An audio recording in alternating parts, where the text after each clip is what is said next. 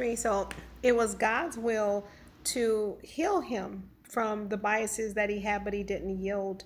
And because he didn't yield, he suffered consequences. But getting back to being persistent is that even in your darkest times and your opposition, whether it's spiritual opposition, it's physical things, it's finances, it's family, it's the circumstances itself, you have to learn how to look way deep down inside of your spirit, and you've got to learn to be persistent. And what helps in your persistency is knowing that you have a call, and for such a time as this, you are here on this planet. There are so many people, thousands of people left this world yesterday, July 9th, but you are still here. You are still standing. So what that means is that God has an agenda with you and I. And all we need to do is keep fighting the good fight of faith and press towards the mark of the high calling, which is in Christ Jesus. And the mark is that pivotal point of destiny, of assurance, of knowing what he is saying, that what's ahead, that we are going to be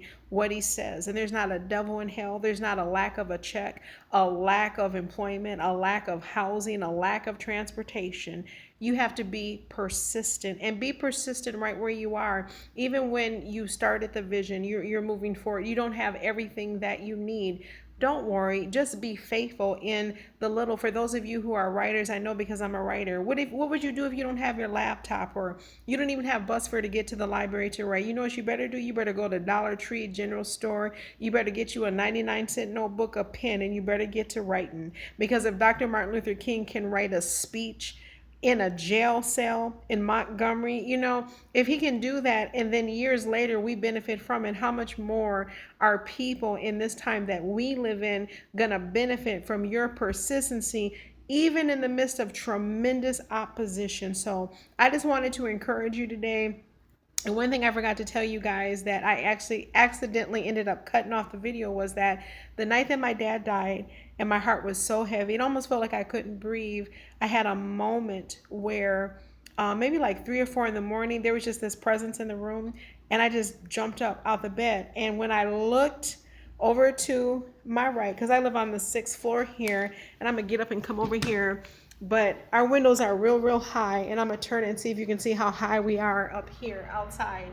But when I woke up and I looked over this direction over here, I saw a man, and the shadow of the man was about 6'3", 6'4", because my dad was 6'3", 6'4", and he had on a white robe, and all I saw was just the shoulders walk through the window.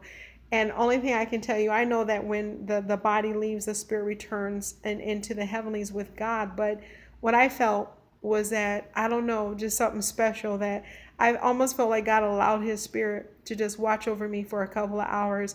And God allowed me to see that, because as you see in my window over here, it walked through the outside. So if you're walking through the outside, you're way up in the air. And so that did something to me. And one more thing I want to share with you guys, and I'm going to wrap it up, is that when I fell into the depression, I was sitting where my desk was at behind here.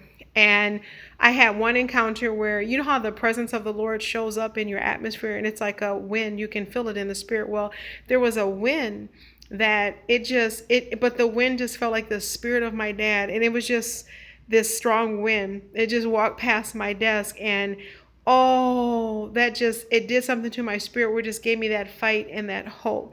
So I did earn that degree, Master of Arts, from a private Lutheran university, strategic communication and management, which is why I love communication.